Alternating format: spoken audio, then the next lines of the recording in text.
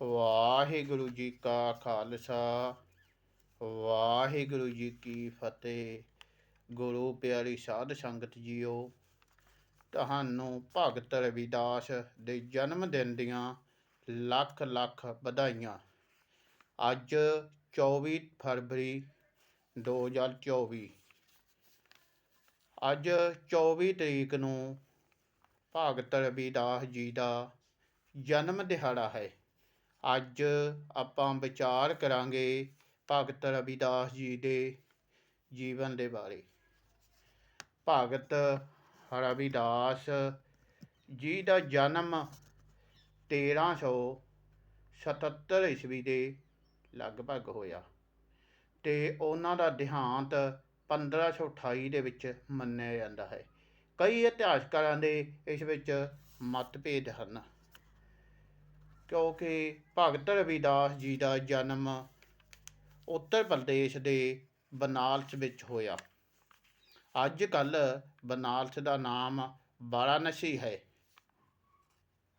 ਬਨਾਰਸ ਵਿਖੇ ਭਗਤ ਜੀ ਦਾ ਜਨਮ ਹੋਇਆ।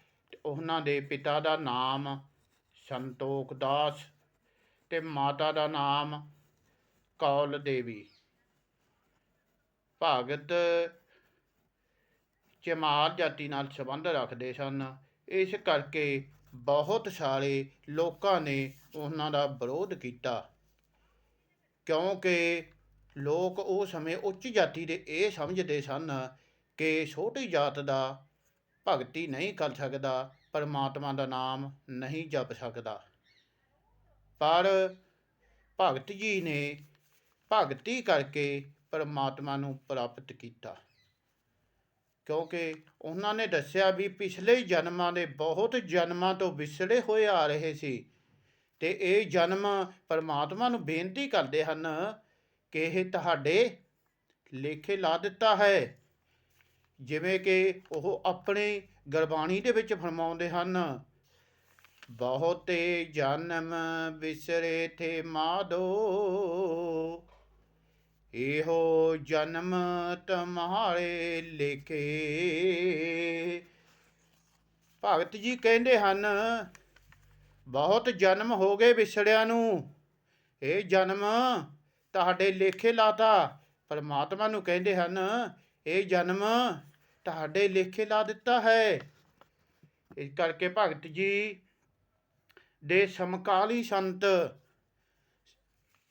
ਭਗਤ ਕਬੀਰ ਜੀ ਹੋਏ ਹਨ ਅਤੇ ਭਗਤ ਰਵਿਦਾਸ ਜੀ ਦੇ ਗੁਰੂ ਸਨ ਸੰਤ ਰਾਮਾਨੰਦ ਜੀ ਹੋਏ ਹਨ। ਰਾਮਾਨੰਦ ਜੀ ਭਗਤ ਰਵਿਦਾਸ ਜੀ ਦੇ ਗੁਰੂ ਸਨ। ਉਹਨਾਂ ਤੋਂ ਇਹਨਾਂ ਨੇ ਸਿੱਖਿਆ ਪ੍ਰਾਪਤ ਕੀਤੀ ਅਤੇ ਗੁਰੂ ਭਗਤ ਰਵਿਦਾਸ ਜੀ ਨੇ ਜੋ ਗੁਰੂ ਗ੍ਰੰਥ ਸਾਹਿਬ ਦੇ ਵਿੱਚ 40 ਸ਼ਬਦ ਹਨ, ਇਹ 40 ਸ਼ਬਦ 16 ਰਾਗਾਂ ਦੇ ਵਿੱਚ ਲਿਖੇ ਹੋਏ ਹਨ। ਭਗਤ ਜੀ ਨੇ 16 ਰਾਗਾਂ ਦੇ ਵਿੱਚ 40 ਸ਼ਬਦ ਉਚਾਰਨ ਕੀਤੇ ਹਨ। ਇਹਨਾਂ ਨੇ ਜੋ ਰਾਗਾਂ ਦੇ ਵਿੱਚ ਬਾਣੀ ਗੁਰੂ ਗ੍ਰੰਥ ਸਾਹਿਬ ਦੇ ਵਿੱਚ ਦਰਜ ਹੈ, ਜਿਵੇਂ ਸ਼੍ਰੀ ਰਾਗ ਗੌੜੀ, ਆਸਾ, ਗੁਜਰੀ ਰਾਗ, ਸੋਲਠ ਰਾਗ, ਧਨਾਸਰੀ ਰਾਗ, ਜੈਤਸਰੀ ਰਾਗ, ਸੂਹੀ ਰਾਗ, ਬਿਲਾਵਲ ਰਾਗ, ਗੋਂਡ ਰਾਗ, ਰਾਮਕਲੀ ਰਾਗ, ਮਾਰੂ ਰਾਗ, ਕੇਦਾਰਾ ਰਾਗ, ਭੈਰੋ ਰਾਗ, ਬਸੰਤ ਰਾਗ ਅਤੇ ਮਲਾਹ ਰਾਗ। 16 ਰਾਗਾਂ ਦੇ ਵਿੱਚ ਗੁਰੂ ਗ੍ਰੰਥ ਸਾਹਿਬ ਦੇ ਵਿੱਚ ਭਗਤ ਜੀ ਦੀ ਬਾਣੀ ਦਰਜ ਹੈ, ਜੋ ਕਿ ਆਪਾਂ ਗੁਰੂ ਗ੍ਰੰਥ ਸਾਹਿਬ ਦੇ ਵਿੱਚੋਂ ਭਗਤ ਜੀ ਦੇ 40 ਸ਼ਬਦ ਪੜ੍ਹਦੇ ਹਾਂ, ਕਿਉਂਕਿ ਭਗਤ ਜੀ ਦੀ ਬਾਣੀ ਅੰਮ੍ਰਿਤਮਈ ਬਾਣੀ ਹੈ। ਕਿਉਂਕਿ ਉਹਨਾਂ ਨੇ ਸਾਨੂੰ ਦੱਸਿਆ ਕਿਉਂਕਿ ਜੋ ਇਹ ਗੁਰਬਾਣੀ ਲਿਖੀ ਗਈ ਹੈ, ਇਹ ਚੌਥੇ ਪਦ ਦੇ ਵਿੱਚੋਂ ਗੁਰੂ ਗੋਬਿੰਦ ਸਿੰਘ ਜੀ ਨੇ ਇਕੱਤਰ ਕੀਤੀ ਹੋਈ ਬਾਣੀ ਹੈ। ਇਸ ਬਾਣੀ ਦੇ ਹਰ ਇੱਕ ਨੂੰ ਸਮਝਣਾ ਬਹੁਤ ਮੁਸ਼ਕਿਲ ਹੈ, ਸਾਡੀ ਸਮਝ ਤੋਂ ਬਾਹਰ ਹੈ, ਪਰੰਤੂ ਜਿੱਥੋਂ ਤੱਕ ਜਿਸ ਦੀ ਪਹੁੰਚ ਹੈ ਉਸ ਗੁਰਬਾਣੀ ਨੂੰ ਉੱਥੋਂ ਤੱਕ ਹੀ ਵਿਚਾਰ ਸਕਦਾ ਹੈ। ਇਹਦਾ ਅੰਤ ਕੋਈ ਨਹੀਂ ਪਾ ਸਕਦਾ। ਭਗਤ ਜੀ ਦੀ ਸ਼ਾਦੀ ਹੋਣ ਤੋਂ ਬਾਅਦ ਇਹਨਾਂ ਦਾ ਜੋ ਜੀਵਨ ਸਾਥੀ ਸੀ ਉਸ ਦਾ ਨਾਮ ਸੀ ਲੂਣਾ ਦੇਵੀ। ਲੂਣਾ ਦੇਵੀ ਇਹਨਾਂ ਦੀ ਧਰਮ ਪਤਨੀ ਹੋਏ ਹਨ। ਇੱਕ ਵਾਰੀ ਦੀ ਘਟਨਾ ਆਪਾਂ ਬਿਆਨ ਕਰਨ ਲੱਗੇ ਹਾਂ ਕਿ ਚਿਤੌੜ ਦੀ ਰਾਣੀ ਝਾਲਾਬਾਈ ਨੇ ਬਹੁਤ ਵੱਡਾ ਪ੍ਰੋਗਰਾਮ ਕਰਾਇਆ। ਉਹਦੇ ਵਿੱਚ ਲਗਭਗ 118 ਬ੍ਰਾਹਮਣਾਂ ਨੂੰ ਉਸ ਭੋਜ ਦੇ ਉੱਤੇ ਬੁਲਾਇਆ ਗਿਆ। ਉਸ ਖਾਣੇ ਦੇ ਵਿੱਚ ਜਦੋਂ ਬ੍ਰਾਹਮਣ ਪਹੁੰਚੇ, ਉਹਨਾਂ ਨੇ ਦੇਖਿਆ ਕਿ ਇੱਕ ਚਮਾਰ ਦਾ ਜਾਤ ਦਾ ਰਵਿਦਾਸ ਨਾਂ ਦਾ ਆਦਮੀ ਆਇਆ ਹੋਇਆ ਹੈ ਅਤੇ ਉਹਨਾਂ ਨੇ ਖਾਣਾ ਖਾਣ ਤੋਂ ਇਨਕਾਰ ਕਰ ਦਿੱਤਾ। ਪਰ ਭਗਤ ਜੀ ਨੇ ਕਿਹਾ ਕਿ ਮੈਂ ਬਾਹਰ ਬੈਠ ਜਾਂਦਾ ਹਾਂ, ਤੁਸੀਂ ਇਹਨਾਂ ਨੂੰ ਖਾਣਾ ਛਕਾ ਦਿਓ।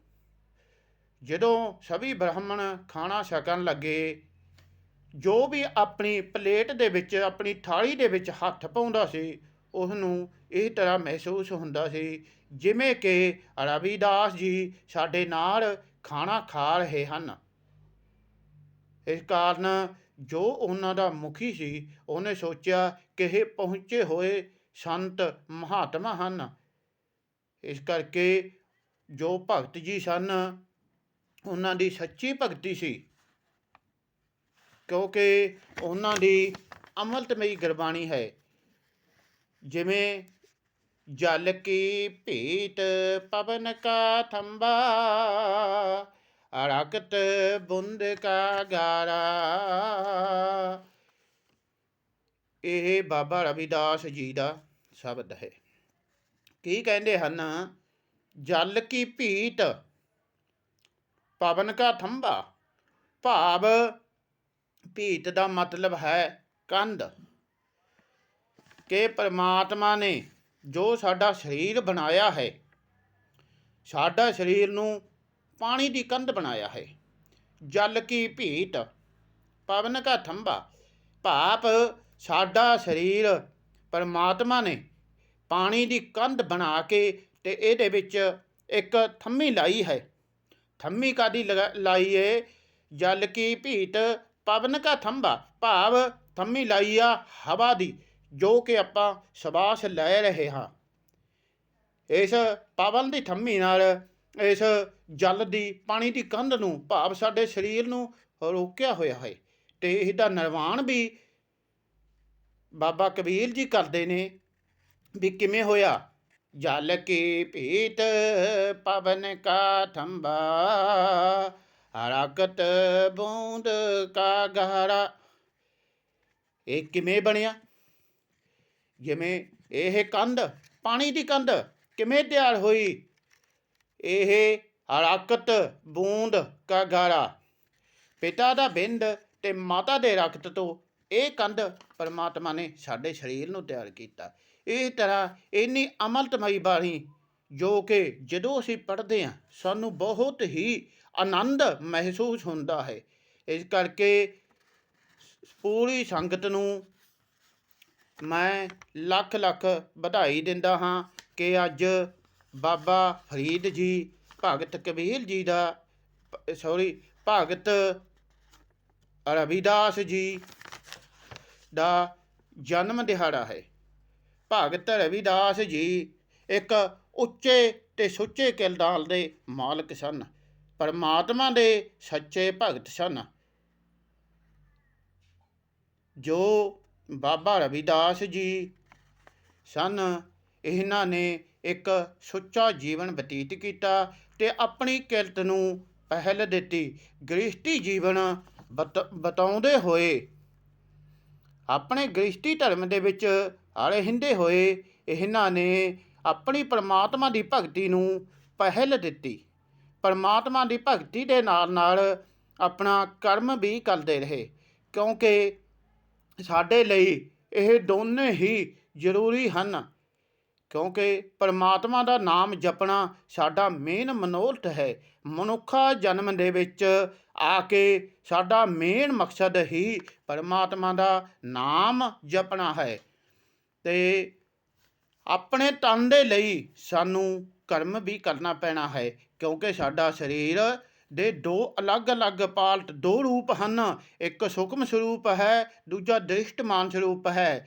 ਜੋ ਸੂਖਮ ਸਰੂਪ ਹੈ ਉਹ ਮਨ ਦਾ ਸਰੂਪ ਹੈ, ਅਤੇ ਜੋ ਦ੍ਰਿਸ਼ਟਮਾਨ ਸਰੂਪ ਹੈ ਉਹ ਸਾਡਾ ਤਨ ਦਾ ਸਰੂਪ ਹੈ। ਇਸ ਕਰਕੇ ਇਹਨਾਂ ਦੋਨਾਂ ਨੂੰ ਹੀ ਖਾਣੇ ਦੀ ਜ਼ਰੂਰਤ ਪੈਂਦੀ ਹੈ, ਇਹਨਾਂ ਨੂੰ ਖੁਰਾਕ ਦੀ ਜ਼ਰੂਰਤ ਹੈ। ਜਿਵੇਂ ਮਨ ਦੇ ਲਈ ਪਰਮਾਤਮਾ ਦਾ ਨਾਮ ਜਪਣਾ, ਅਤੇ ਤਨ ਦੇ ਲਈ ਜੋ ਅਸੀਂ ਭੋਜਨ ਛਕਦੇ ਹਾਂ ਇਹ ਸਾਡੇ ਤਨ ਦੇ ਲਈ ਖੁਰਾਕ ਹੈ। ਮਨ ਦੀ ਖੁਰਾਕ ਸਾਡੀ ਸੁਣਨ ਦੇ ਵਿੱਚ ਪਰਮਾਤਮਾ ਨੇ ਰੱਖੀ ਹੋਈ ਹੈ। ਸਾਡੇ 10ਵੇਂ ਦਵਾਰ ਦੇ ਵਿੱਚ ਮਨ ਦੀ ਖੁਰਾਕ ਰੱਖੀ ਹੋਈ ਹੈ, ਜਿੱਥੋਂ ਮਨ ਨੇ ਇਸ ਖੁਰਾਕ ਨੂੰ ਲੈਣਾ ਹੈ। ਇਸ ਕਰਕੇ ਕੋਸ਼ਿਸ਼ ਕਰੋ ਕਿ ਸਭ ਨੂੰ, ਪੂਰੀ ਸੰਗਤ ਨੂੰ ਨਾਮ ਜਪਣ ਦੀ ਉਸ ਪਰਮਾਤਮਾ ਦੁਆਰਾ ਦਾਤ ਬਖਸ਼ੀ ਜਾਵੇ। ਪੂਰੀ ਸੰਗਤ ਉਸ ਮਾਲਕ ਦਾ ਨਾਮ ਜਪੇ। ਨਾਮ ਅਸੀਂ ਕਿਸ ਤਰ੍ਹਾਂ ਜਪਣਾ ਹੈ? ਅਸੀਂ ਸਵਾਸ ਗ੍ਰਾਸ ਸਿਮਰਨ ਕਰਨਾ ਹੈ। ਜਿਵੇਂ ਵਾਹਿਗੁਰੂ ਵਾਹਿਗੁਰੂ ਵਾਹਿਗੁਰੂ, ਅਸੀਂ ਇਸ ਤਰ੍ਹਾਂ ਆਪਣੇ ਸਵਾਸ ਨੂੰ ਬਾਹਰ ਕੱਢਣਾ ਹੈ ਸਿਮਰਨ ਕਰਦੇ ਹੋਏ। ਜਿਵੇਂ ਅਸੀਂ ਨਲਕੇ ਨੂੰ ਦਬਦੇ ਹਾਂ ਅਤੇ ਦੱਬਣ ਤੋਂ ਬਾਅਦ ਪਾਣੀ ਨਿਕਲਦਾ ਹੈ, ਇਸੇ ਤਰ੍ਹਾਂ ਆਪਣੇ ਸਰੀਰ ਨੂੰ ਕਰਨਾ ਹੈ। ਭਗਤ ਜੀ ਵਰਗਾ ਜੀਵਨ ਬਣਾਓ, ਕਿਉਂਕਿ ਭਗਤ ਜੀ ਦੇ ਪਾਏ ਹੋਏ ਪੂਰਨਿਆਂ 'ਤੇ ਚੱਲਣ ਦੀ ਸਾਨੂੰ ਬਹੁਤ ਜ਼ਿਆਦਾ ਜ਼ਰੂਰਤ ਹੈ। ਅਸੀਂ ਉਹਨਾਂ ਭਗਤਾਂ ਸੰਤਾਂ ਦੇ ਜੀਵਨ 'ਤੇ ਚੱਲ ਕੇ ਹੀ ਪਰਮਾਤਮਾ ਦਾ ਨਾਮ ਜਪ ਸਕਦੇ ਹਾਂ। ਇਸ ਕਰਕੇ ਪਰਮਾਤਮਾ ਦਾ ਨਾਮ ਜਪਣਾ ਹੀ ਬਹੁਤ ਜ਼ਰੂਰੀ ਹੈ। ਪਰ ਇੱਥੇ ਕਈ ਆਦਮੀ ਇਹ ਸਮਝਦੇ ਸਨ ਪਹਿਲੇ ਕਿ ਜੋ ਬਾਬਾ ਰਵਿਦਾਸ ਜੀ ਹਨ ਇਹਨਾਂ ਨੇ ਛੋਟੀ ਜਾਤੀ ਦੇ ਹਨ, ਪਰ ਸਾਨੂੰ ਇੱਥੇ ਇਹ ਪਤਾ ਹੋਣਾ ਚਾਹੀਦਾ ਹੈ ਕਿ ਸਭ ਤੋਂ ਛੋਟੀ ਜਾਤ ਦਾ ਕੌਣ ਹੁੰਦਾ ਹੈ। ਕਿਉਂਕਿ ਸਾਨੂੰ ਗੁਰੂ ਨਾਨਕ ਦੇਵ ਸਾਹਿਬ ਜੀ ਨੇ ਆਪਣੀ ਗੁਰਬਾਣੀ ਦੇ ਵਿੱਚ ਦੱਸਿਆ ਹੈ ਕਿ ਸਭ ਤੋਂ ਛੋਟੀ ਜਾਤ ਦਾ ਕੌਣ ਹੈ। ਉਹਨਾਂ ਨੇ ਆਪਣੀ ਗੁਰਬਾਣੀ ਦੇ ਵਿੱਚ ਉਚਾਰਨ ਕੀਤਾ ਹੈ, ਖਾਸਮ ਵਿਸਾਰੇ ਤੋ ਕਮਜਾਤ, ਕਮਜਾਤ ਛੋਟੀ ਜਾਤ ਦਾ ਕੌਣ ਹੈ? ਜੋ ਉਸ ਪਰਮਾਤਮਾ ਨੂੰ ਭੁੱਲ ਜਾਂਦਾ ਹੈ ਉਹ ਸਭ ਤੋਂ ਛੋਟੀ ਜਾਤ ਦਾ ਹੈ। ਅਤੇ ਜੋ ਪਰਮਾਤਮਾ ਨੂੰ ਯਾਦ ਰੱਖਦਾ ਹੈ ਉਹ ਛੋਟੀ ਜਾਤ ਦਾ ਨਹੀਂ ਹੋ ਸਕਦਾ, ਉਹ ਇੱਕ ਉੱਚੀ ਜਾਤ ਦਾ ਹੈ। ਜਿਵੇਂ ਹੁਣ ਬਾਬਾ ਰਵਿਦਾਸ ਦੇ, ਭਗਤ ਰਵਿਦਾਸ ਜੀ ਦੇ ਬਾਰੇ ਅਸੀਂ ਗੱਲ ਕਰਦੇ ਹਾਂ ਕਿ ਭਗਤ ਰਵਿਦਾਸ ਇੱਕ ਉੱਚੀ ਜਾਤ ਦੇ ਸਨ, ਕਿਉਂਕਿ ਉਹ ਬ੍ਰਹਮ ਜਾਤ ਦੇ ਸਨ, ਕਿਉਂਕਿ ਉਹ ਪਰਮਾਤਮਾ ਦੇ ਸੱਚੇ ਭਗਤ ਸਨ। ਇਸ ਕਰਕੇ ਸੱਚੇ ਭਗਤ ਹਮੇਸ਼ਾ ਉੱਚੀ ਜਾਤ ਦੇ ਹੀ ਹੁੰਦੇ ਹਨ। ਉਹਨਾਂ ਦੀ ਕੋਈ ਜਾਤ ਨਹੀਂ ਹੁੰਦੀ, ਕੋਈ ਪਾਤ ਨਹੀਂ ਹੁੰਦੀ, ਕਿਉਂਕਿ ਉਹ ਕਿਉਂਕਿ ਜੋ ਮਹਾਂਪੁਰਸ਼ ਹਨ ਉਹਨਾਂ ਦੇ ਪਾਏ ਪੂਰਨਿਆਂ 'ਤੇ ਅਸੀਂ ਚੱਲਾਂਗੇ, ਫਿਰ ਹੀ ਅਸੀਂ ਆਪਣੇ ਜੀਵਨ ਨੂੰ ਸਫਲਾ ਬਣਾ ਸਕਦੇ ਹਨ। ਪਰ ਇੱਕ ਕਰਮ ਤੁਸੀਂ ਕਰਨਾ ਕਿ ਕਿਸੇ ਫੋਟੋ ਜਾਂ ਮੂਰਤੀ ਦੀ ਪੂਜਾ ਨਹੀਂ ਕਰਨੀ। ਜੇ ਭਗਤ ਰਵਿਦਾਸ ਨੂੰ ਆਪਣਾ ਗੁਰੂ ਜਾਂ ਭਗਤ ਜੋ ਵੀ ਮੰਨਦੇ ਹੋ, ਸੰਤ ਮੰਨਦੇ ਹੋ, ਅਤੇ ਉਹਨਾਂ ਦੀ ਜੇ ਤੁਸੀਂ ਪੂਜਾ ਕਰਨੀ ਚਾਹੁੰਦੇ ਹੋ, ਸਿਰਫ ਉਹਨਾਂ ਦੇ ਲਿਖੇ ਹੋਏ ਬਾਣੀ ਦੇ ਵਿੱਚ ਜੋ ਸ਼ਬਦ ਹਨ ਉਹਨਾਂ ਦਾ ਤੁਸੀਂ ਪਾਠ ਕਰੋ। ਇਸ ਕਰਕੇ ਉਹਨਾਂ ਦੇ ਕੀਤੀ ਹੋਈ ਬਾਣੀ ਦਾ ਜਦੋਂ ਅਸੀਂ ਪਾਠ ਕਰਾਂਗੇ ਅਤੇ ਉਸ ਪਰਮਾਤਮਾ ਵਾਹਿਗੁਰੂ ਦਾ ਸਿਮਰਨ ਕਰਾਂਗੇ, ਅਸੀਂ ਆਪਣੇ ਮਨ ਨੂੰ ਪਰਮਾਤਮਾ ਦੇ ਨਾਲ ਜੋੜਾਂਗੇ। ਇਸ ਕਰਕੇ ਉਹਨਾਂ ਨੇ ਲਗਭਗ ਇਤਿਹਾਸਕਾਰਾਂ ਦੇ ਵਿੱਚ ਮਤਭੇਦ ਹਨ ਕਿ ਉਹਨਾਂ ਦਾ ਦੇਹਾਂਤ ਕਦੋਂ ਹੋਇਆ, ਪਰ ਕੁਛ ਇਤਿਹਾਸਕਾਰ ਮੰਨਦੇ ਹਨ ਕਿ 1377 ਈਸਵੀ ਦੇ ਵਿੱਚ ਉਹਨਾਂ ਦਾ ਜਨਮ ਹੋਇਆ ਅਤੇ ਉਹਨਾਂ ਦਾ ਦੇਹਾਂਤ ਹੋਇਆ ਹੈ 1528 ਈਸਵੀ ਦੇ ਲਗਭਗ, ਕਿਉਂਕਿ ਉਹਨਾਂ ਦੇ ਜਨਮ ਦਿਨ ਨੂੰ 24 ਫਰਵਰੀ ਨੂੰ ਅੱਜ ਉਹਨਾਂ ਦਾ ਜਨਮ ਦਿਹਾੜਾ ਹੈ। ਇਸ ਕਰਕੇ ਮੈਂ ਦੁਬਾਰਾ ਫੇਰ ਸੰਗਤਾਂ ਨੂੰ ਭਗਤ ਰਵਿਦਾਸ ਜੀ ਦੇ ਜਨਮ ਦਿਨ ਦੀਆਂ ਵਧਾਈਆਂ ਦਿੰਦਾ ਹਾਂ ਕਿ ਲੱਖ ਲੱਖ ਵਧਾਈਆਂ ਹੋਣ। ਮੈਥੋਂ ਕੋਈ ਸ਼ਬਦ ਬੋਲਦੇ ਸਮੇਂ, ਕੋਈ ਗੁਰਬਾਣੀ ਦਾ ਸ਼ਬਦ ਜਾਂ ਬੋਲਦੇ ਸਮੇਂ ਕੋਈ ਗਲਤੀ ਭੁੱਲ ਚੁੱਕ ਹੋ ਗਈ ਹੋਣੀ ਆ, ਸੰਗਤ ਅਤੇ ਗੁਰੂ ਬਖਸ਼ਣਯੋਗ ਹਨ, ਬਖਸ਼ ਲੈਣਾ।